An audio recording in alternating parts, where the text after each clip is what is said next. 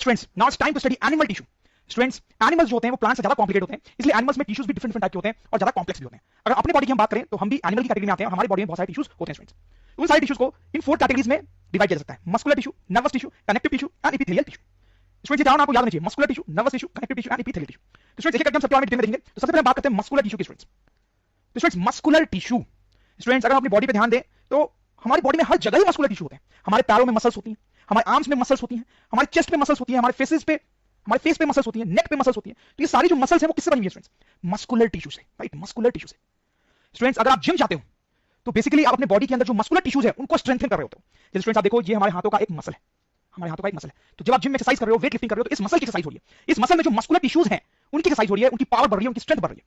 तो students gym में हम डिफरेंट डिफरेंट एक्सरसाइज करके बॉडी के डिफरेंट डिफरेंट मसल्स को स्ट्रांग बना रहे होते हैं, उनमें जो मस्कुलर टिश्यूज होते हैं उनको स्ट्रांग बना रहे होते हैं। तो आइए स्टूडेंट्स हम मस्कुलर टिश्यू के बारे में कुछ और इंपॉर्टेंट चीजें जानते हैं। First point students, allows movement in body by contraction and relaxation.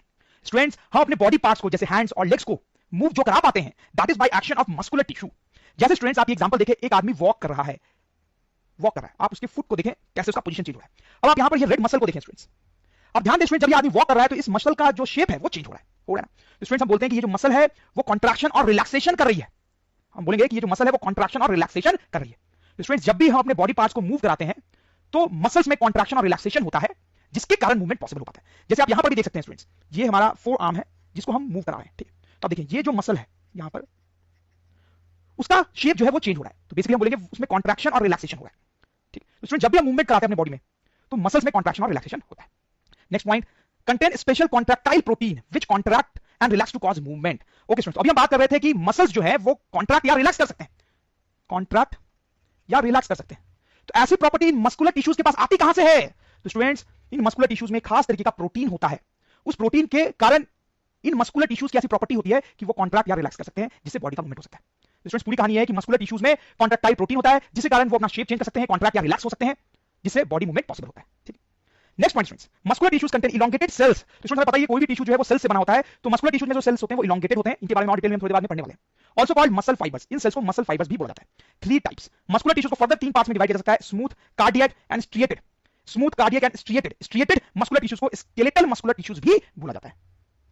आइए स्टूडेंट्स समझते हैं कि ये तीनों टाइप के जो मस्कुलर टिश्यूज होते हैं इनमें क्या डिफरेंसेस हैं। तो स्टूडेंट देखो बहुत सारे फोटोग्राफ्स यहां पर, जिस फोटोग्राफ की तरफ मैं पॉइंट करूंगा उसी पे आप फोकस करेंगे। तो स्टूडेंट आप देखिए हमारा लेग में काफी सारे मसल्स होते हैं, उसमें बहुत सारे मस्कुलर टिश्यूज होते हैं, ठीक। उन टिश्यूज की हेल्प से हम अपने लेग को मूव करा सकते हैं स्टूडेंट्स, और जैसे चाहे जब चाहे मूव करा सकते हैं। अगर आप चाहें कि अभी आपने लेग को ऊपर उठाया तो उठा सकते हो, अब अभी चाहो कि अपने लेग को पीछे करो तो आप पीछे कर सकते हो। मतलब स्टूडेंट्स हमारे लेग्स में ऐसे मसल्स हैं जिनको हम कंट्रोल कर सकते हैं, ठीक है। तो हम सकते हैं we can control these muscles. फिर स्टूडेंट्स हमारे हैंड्स में जो मसल्स होते हैं उनका भी यही सिचुएशन होता है।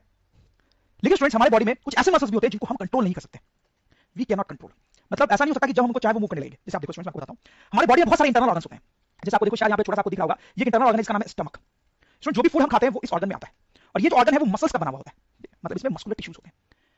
ये जो ऑर्गन है उसके मसल्स मूवमेंट करते हैं स्टूडेंट्स, मूवमेंट करते हैं। लेकिन स्टूडेंट्स क्या कभी हम ये सोचते हैं कि चलो आज स्टमक के मसल्स को मूव कराया जाए? बिल्कुल, ये मसल्स अपने आप मूव करते हैं जब मूवमेंट की जरूरत होती है। हो सकता है कि अभी जब आप बैठे हो तो भी ये मसल्स मूव कर रहे हो, लेकिन आपको पता ही नहीं चलेगा कि मूव कर भी रहे हैं या नहीं कर रहे हैं। मतलब हम इनके मूवमेंट को कंट्रोल नहीं कर सकते, we can not control, move automatically. वो ऑटोमेटिकली जब जरूरत होती है तो मूव करते हैं। ऐसे बहुत सारे मसल्स होते हैं हमारी बॉडी में जो ऑटोमेटिकली जरूरत के अनुसार मूव करते हैं, हमें पता भी नहीं चलता। जैसे स्टूडेंट्स एक एग्जांपल आप देखें, ये जो ऑर्गन आपको दिख रहा है इसको बोलते हैं ब्लैडर। बॉडी से जो यूरिन पास हम करते हैं स्टूडेंट्स वो यहां पर कलेक्ट होता है, वो यहां पर कलेक्ट होता है, और ये मसल्स का बना हुआ ऑर्गन है। इसके मसल्स भी मूवमेंट करते हैं स्टूडेंट्स, इसके मसल्स भी मूवमेंट करते हैं। लेकिन कभी हम सोचते हैं क्या कि चलो आज ब्लैडर के मसल्स को मूव कराया जाए? नहीं, हो सकता है आपके ब्लैडर के मसल्स अभी भी मूव कर रहे हो और आपको पता नहीं चल रहा है। तो वन सेकंड ऐसे मसल्स हैं जिसको हम कंट्रोल नहीं कर सकते, वो ऑटोमेटिकली मूव करते हैं स्टूडेंट्स। वैसे स्टूडेंट्स हमारी आंखों में भी कुछ ऐसे मसल्स होते हैं जिनको हम कंट्रोल नहीं करते, वो खुद ब खुद ही मूवमेंट करते हैं। तो स्टूडेंट्स आप क्लियरली समझ गए होंगे कि 2 टाइप के मसल्स या 2 टाइप के मस्कुलर टिश्यूज तो हम ऑलरेडी समझ चुके हैं। एक वो जो हमारे लेग या हैंड्स में होते हैं जिनको हम कंट्रोल कर सकते हैं, दूसरे जो हमारे इंटरनल ऑर्गन्स में होते हैं जिनको हम कंट्रोल नहीं कर सकते हैं, वो ऑटोमेटिकली मूवमेंट करते हैं। ऐसे मसल्स को स्टूडेंट्स बोलते हैं स्मूथ मसल्स, और जिनको हम कंट्रोल कर पा रहे हैं यहाँ पे जो हमारे लेग्स या हैंड्स में जनरली होते हैं उनको बोलते हैं स्केलेटल मसल या striated muscle. Please note the name, उनको बोलते हैं स्केलेटल मसल या स्ट्रिएटेड मसल। ओके स्टूडेंट्स, उसमें एक और टाइप का मसल होता है, यहां देखें आप, that is cardiac muscle. Cardiac muscle students, cardiac word का मतलब ही होता है हार्ट। तो नाम से आपको क्या समझ में आ रहा है? ये वो मसल होगा जिससे हमारा हार्ट बनता होगा, मेक्स आवर हार्ट। हमारा हार्ट जो होता है स्टूडेंट, जो हमारे चेस्ट में लोकेटेड होता है, वो मसल्स का बना होता है। कौन से मसल्स का बना होता है students? Cardiac muscles, very important, cardiac muscles का बना होता है। और स्टूडेंट्स क्या आपको पता है कि हमारा हार्ट जो है वो हमेशा इस तरीके से मूवमेंट करता रहता है, हमेशा इस तरीके से मूवमेंट करता रहता है। तो स्टूडेंट्स हार्ट का ये मूवमेंट क्या हम करवाते हैं? क्या हम सोचते हैं कि चलो आज हार्ट को मूव कराया जाए? नहीं, हार्ट ये मूवमेंट अपने आप ही करता रहता है, मूव्स ऑटोमेटिकली, अपने आप ही मूव करता है। वी कैन नॉट कंट्रोल, हम इसके मूवमेंट को कंट्रोल नहीं कर सकते हैं स्टूडेंट्स। तो स्टूडेंट्स आपको लग रहा होगा कि फिर यहां पर जो मसल्स हैं उनकी प्रॉपर्टीज तो वैसी हो गई जैसे कि स्मूथ मसल्स की थी। सही, आपको ये लग रहा होगा कि फिर तो ये कार्डियक मसल्स की प्रॉपर्टी वैसे ही हो गई जैसे कि स्मूथ मसल की है, तो फिर हार्ट को कार्डियक मसल की क्या जरूरत है? स्मूथ मसल से ही हार्ट बन सकता था? नहीं सुन, ऐसा नहीं है। ये जो हार्ट है, आप देखो ये कंटिन्यूअसली जीवन भर ऐसे मूव करता रहता है, moves non stop through out life in rhythmic pattern. Heart के जो मसल्स हैं वो बहुत जल्दी जल्दी इस तरीके से हमेशा मूव करते रहते हैं। तो स्टूडेंट्स, इस तरीके का मूवमेंट करने के लिए खास प्रॉपर्टी चाहिए जो कि स्मूथ मसल के पास नहीं होती है, जो सिर्फ कार्डियक मसल के पास होती है, सिर्फ कार्डियक मसल के पास होती है। इसलिए heart is made up of cardiac muscle. ठीक है स्टूडेंट्स, तो देखिए कार्डियक मसल को भी हम कंट्रोल नहीं कर सकते, स्मूथ मसल को भी हम कंट्रोल नहीं कर सकते, लेकिन कार्डियक मसल की खास बात यह है कि वो इस तरीके से फास्ट फास्ट हमेशा हमेशा के लिए मूवमेंट कर सकता है। समझ रहे स्टूडेंट्स? तो आपको समझ में आ गई कौन से 3 टाइप के मसल्स हैं? स्मूथ मसल्स जिससे हमारे इंटरनल ऑर्गन्स बने होते हैं बहुत सारे, कार्डियक मसल जिससे हमारा हार्ट बना हुआ होता है स्टूडेंट्स, और स्केलेटल मसल या स्ट्रिएटेड मसल जिससे हमारे लेग्स या हैंड्स के मसल्स बने होते हैं जिनको हम अपने मर्जी के अनुसार मूव करा सकते हैं। तो स्टूडेंट्स, यहां पर एक क्वेश्चन आंसर हम लिख सकते हैं, आप देखें, why heart is not made of smooth muscles. Students, ये क्वेश्चन भी हमने डिस्कस किया है, उसका आंसर क्या लिखेंगे? Muscles of heart need to move fastly in a rhythmic pattern non stop, smooth muscles do not have this property. इसलिए smooth muscle से हार्ट नहीं बना होता है, एक स्पेशल टाइप की मसल से बना होता है जिसको हम स्टूडेंट्स क्या बोलते हैं? Cardiac muscles. अब स्टूडेंट्स, हम नेक्स्ट पॉइंट की तरफ बढ़ेंगे। हमने देखा कि मस्कुलर टिश्यूज जो होते हैं वो 3 टाइप के होते हैं। अब टिश्यू है तो बना तो बहुत सारे सेल से ही होगा, तो स्मूथ मसल्स में जो सेल्स होते हैं वो कैसे होते हैं, कार्डियक मसल्स में जो सेल्स होते हैं वो कैसे होते हैं, स्केलेटल मसल्स में जो सेल्स होते हैं वो कैसे होते हैं, वो हम देखेंगे स्टूडेंट्स। तो let me go to the next slide. तो स्टूडेंट्स देखिए, ये फोटोग्राफ है स्मूथ मसल्स के सेल्स का, ये कार्डियक मसल्स के सेल्स का, और ये स्केलेटल मसल के सेल्स का। ठीक, तो इन सेल्स की क्या प्रॉपर्टीज है और उनमें क्या डिफरेंसेस है, that is what we are going to notice. First of all, smooth muscles और कार्डियक मसल्स के जो सेल्स है वो इनवॉलंटरी होते हैं, लेकिन स्केलेटल मसल्स के जो सेल्स है वो वॉलंटरी होते हैं। तो स्टूडेंट्स, वॉलंटरी और इनवॉलंटरी का क्या मतलब है? शायद आप समझ रहे होंगे, इंग्लिश के वर्ड है। वॉलंटरी का मतलब होता है कि वी कैन कंट्रोल, और इनवॉलंटरी का मतलब है we can not control. We can not control, सही है ना स्टूडेंट्स? अभी तो हमने पढ़ा है कि इन मसल्स को हम कंट्रोल कर सकते हैं इसलिए उनको वॉलंटरी बोल रहे हैं, और इन दोनों मसल्स को हम कंट्रोल नहीं कर सकते इसलिए इनको इनवॉलंटरी बोल रहे हैं। ठीक, next point students, not striated. Not striated, striated मतलब क्या हुआ स्टूडेंट्स? स्ट्रिएटेड मतलब समझ सकते हैं striped, striped. Non striated, striated, striated. देखिए यहां पर जो सेल्स है स्टूडेंट्स, उस पे आपको शायद दिख रहा होगा, उस पे लाइनिंग्स होती हैं, स्ट्राइप्स होते हैं, लाइनिंग्स होती है, स्ट्राइप्स होती हैं। यहां पर जो सेल्स है उनमें भी लाइनिंग्स हैं, स्ट्राइप्स हैं, लेकिन यहां पर जो सेल्स हैं स्टूडेंट्स उनमें कोई लाइनिंग या स्ट्राइप्स नहीं है, इसलिए इनको बोल रहे हैं नॉन स्ट्रिएटेड, और इन दोनों को बोल रहे हैं स्ट्रिएटेड, स्ट्रिएटेड।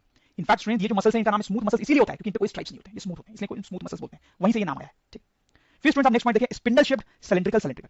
ये दोनों सेल्स आप क्लियरली देख सकते हैं सिलेंडर के शेप में, this is shape of cylinder, this also approximately shape of cylinder. ये जो सेल्स होते हैं वो स्पिंडल शेप्ड होते हैं, स्पिंडल शेप मतलब ऐसा शेप, बीच से थिक, साइड से thin, that is spindle, spindle shaped. ठीक है students, next property, not branched, branched, not branched. देखो स्टूडेंट्स, कार्डियक मसल्स के जो सेल्स हैं आप देख सकते हो क्लियरली वो ब्रांच्ड है, उनमें ब्रांचिंग है, जबकि स्केलेटल मसल के सेल्स में कोई ब्रांचिंग नहीं है, और यहां पर भी कोई ब्रांचिंग नहीं है स्मूथ मसल्स में। Then very point, single nucleus. Students, यहां पर एक सेल में एक ही न्यूक्लियस होता है जो कि जनरली होता है सेल्स में, यहां पर एक सेल में एक ही न्यूक्लियस होता है, लेकिन इन दोनों में ऐसा नहीं होता है students, many nucleus, many nucleus. अब देखो एक ही सेल में आपको यहां पर 1 2 3 4 न्यूक्लियस दिख रहे हैं, एक ही सेल में कई न्यूक्लियस है, जैसे यहां पर भी एक ही सेल में बहुत सारे न्यूक्लियस होते हैं स्टूडेंट्स। तो स्मूथ मसल्स में ऐसे सेल्स होते हैं जिनमें एक ही न्यूक्लियस होता है, और बाकी दोनों में कार्डियक और स्केलेटल मसल्स में ऐसे सेल्स होते हैं जिनमें कई न्यूक्लियस होते हैं। स्टूडेंट्स, यहां पर एक ग्रामेटिकल करेक्शन करना चाहूंगा, न्यूक्लियस नहीं, यहां पर न्यूक्लियाई लिखना चाहिए मैं। Nuclei is plural and nucleus is singular. Nucleus जो है वो सिंगुलर वर्ड है, it denotes one nucleus, and nuclei जो है वो प्लूरल है उसी का। ठीक है, तो it represents many nucleus. Okay, तो last property students, central nucleus. यहां पर सेल के बीचों बीच होता है न्यूक्लियस, सेंट्रल न्यूक्लियस, यहां पर भी सेल के बीचों बीच होता है न्यूक्लियस, और यहां पेरिफेरल न्यूक्लियस, यहां बीचों बीच नहीं होता है, एज पे होता है। ठीक है, तो these are the differences between the cells of the 3 types of muscular tissues. Students, इसको याद रखना थोड़ा डिफिकल्ट हो सकता है, बट एग्जाम के पॉइंट ऑफ व्यू से इंपॉर्टेंट है।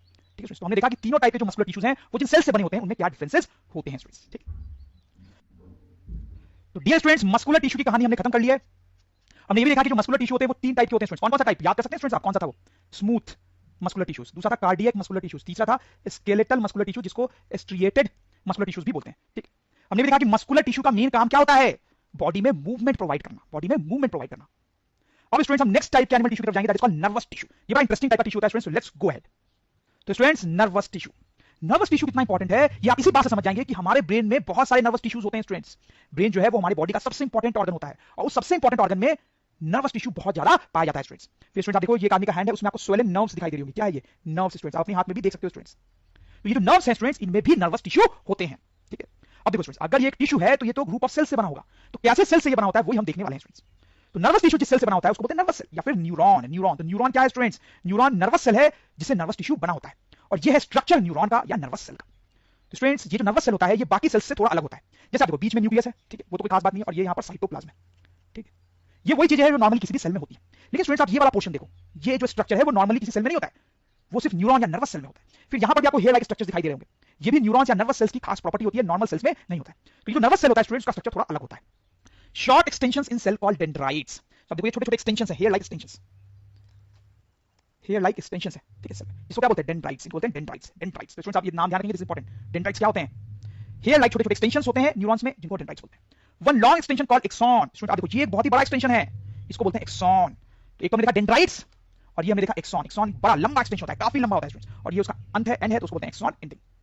Neurons are connected end to end to form nerves through connective tissues. तो स्टूडेंट्स ये तो एक न्यूरॉन है, उसके बाद यहाँ पे दूसरा न्यूरॉन आएगा और इसके इधर भी एक न्यूरॉन आएगा। तो इस तरह से न्यूरॉन्स आपस में कनेक्टेड होते हैं और एक लंबी चेन बनाते हैं, ठीक है। इस तरह से न्यूरॉन्स कनेक्टेड होते हैं और लंबी चेन बनाते हैं, that is actually nervous tissue. तो वही लिखा गया है, neurons are connected end to end to form nerves through connective tissue. Connective tissue के द्वारा ये जुड़े होते हैं। कनेक्टिव टिश्यू क्या होता है वो तो हम बाद में चैप्टर में पढ़ेंगे। तो आपको बात समझ में आ रही है ना? ये एक नर्वस सेल है, इसके बाद एक और नर्वस सेल यहाँ पर होगा जो इससे जुड़ा होगा, इसके इधर भी नर्वस सेल होगा जो इससे जुड़ा होगा। A neuron can be up to a meter long, एक न्यूरॉन की लेंथ बहुत ज्यादा भी हो सकती है, up to a meter, found in brain, spinal cord and nerves, इन तीनों जगह पे ये पाया जाता है स्टूडेंट्स, ठीक है। तो बड़ा इंपॉर्टेंट है स्टूडेंट्स, न्यूरॉन के बारे में जानना बहुत इंपॉर्टेंट है कि न्यूरॉन जो है वो एक नर्वस सेल है जिसका स्ट्रक्चर थोड़ा अलग होता है, उसमें डेंड्राइट्स होते हैं, एक्सॉन होते हैं, और इस तरह से न्यूरॉन्स एक के बाद एक कनेक्टेड होते हैं और नर्व्स फॉर्म करते हैं। अब स्टूडेंट हम थोड़ा समझेंगे कि ये नर्वस टिश्यू क्या काम करता है और कैसे करता है। जैसे एक एग्जांपल खेल से मैं आपको समझाऊंगा। ये लेडी शॉपिंग करने आई है, तो उसको एक बॉक्स अच्छा लगा, उसने उठा लिया। तो जब उसने ये काम किया ना, तो नर्वस टिश्यू ने बहुत इंपॉर्टेंट रोल प्ले किया। कैसे? आप देखें, देखो स्टूडेंट्स, इस लेडी की जो आईज है उसने किसी बॉक्स को देखा, ठीक, लेडी की आईज ने इस बॉक्स को देखा। फिर स्टूडेंट्स ये जो इंफॉर्मेशन है वो आईज से ब्रेन तक गई, लेडी के ब्रेन तक गई। लेडी ने जो भी देखा वो इंफॉर्मेशन ब्रेन तक गई, ठीक। फिर ब्रेन ने एनालाइज किया कि अच्छा ये बॉक्स काम का है या नहीं। तो इस केस में ब्रेन को लगा कि ये बॉक्स तो काम का है। तो ब्रेन ने क्या किया? ब्रेन ने हैंड को ऑर्डर भेजा, कि आप इस बॉक्स को उठा लो, तो लेडी ने हैंड बढ़ाया और बॉक्स उठा लिया। तो स्टूडेंट्स यहाँ पे नर्वस टिश्यू का रोल कहां पाया? नर्वस टिश्यू का रोल आया इन ट्रांसमिटिंग मैसेजेस, जैसे देखो स्टूडेंट्स, आईज ने बॉक्स को देखा, लेकिन ये मैसेज ब्रेन तक गया। तो ब्रेन तक कौन ले गया इस मैसेज को? Nervous tissue. फिर ब्रेन ने हैंड को ऑर्डर दिया कि आप बॉक्स को उठाओ। तो वो ऑर्डर ब्रेन से हैंड तक कैसे आया? Through nervous tissue. समझ रहे हो आप मेरी बात? लेडी ने कुछ देखा अपनी आंखों से, तो आंख से वो मैसेज ब्रेन तक गया थ्रू नर्वस टिश्यू। फिर ब्रेन से वो मैसेज लेडी के हाथ तक आया थ्रू नर्वस टिश्यू। तो स्टूडेंट्स आपको समझ में आएगा कि नर्वस टिश्यू क्या करता है? They give us ability to respond to stimuli. Stimuli का मतलब होता है external factors. They give us ability to respond to external factors या stimuli. They transmit information from body parts to brain. जैसा कि हमने देखा था यहाँ पर, आई से ब्रेन तक मैसेज गया था। They transmit orders from brain to body parts. जैसा हमने देखा था, ब्रेन से हाथ तक ऑर्डर इन्होंने ट्रांसमिट किया था। Nervous and muscular tissues together control body movement in all animals. तो स्टूडेंट्स ये जो नर्वस टिश्यू होते हैं और जो मस्कुलर टिश्यू होते हैं, ये मिलकर हमारे मूवमेंट को कंट्रोल करते हैं। जैसे देखो यहाँ पर ये हैंड का मूवमेंट जो हुआ, उसमें हैंड के जो मस्कुलर टिश्यूज थे वो तो काम में आई, लेकिन हैंड को ऑर्डर गया ना मूव करने का, तो वो ऑर्डर कौन लेके आया? Nervous tissue. तो नर्वस टिश्यू की रोल प्ले करता है मूवमेंट पे। इनफैक्ट नर्वस टिश्यू और मस्कुलर टिश्यू ये मिलकर हमारे बॉडी के मूवमेंट को कंट्रोल करते हैं।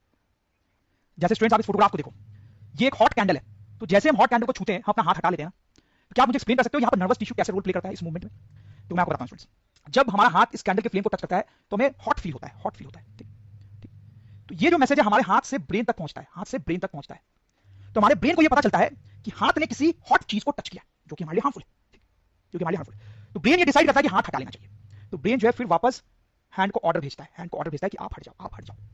इस तरह से हम अपना हाथ हटाते हैं। तो इसमें नर्वस टिश्यू का रोल कहां पे आया? ऑब्जेक्ट हॉट है, ये मैसेज जो ब्रेन तक पहुंचा, वो कौन ले गया इस मैसेज को? Nervous tissue. फिर ब्रेन ने जो ऑर्डर दिया हैंड को मूव करने का, वो ऑर्डर कौन लेके आया ब्रेन से हैंड तक? Nervous tissue. स्टूडेंट्स समझो, तो नर्वस टिश्यू का काम होता है मैसेज को ब्रेन तक ले जाना और फिर ब्रेन से बॉडी पार्ट्स तक लाना। समझ रहे हैं आप?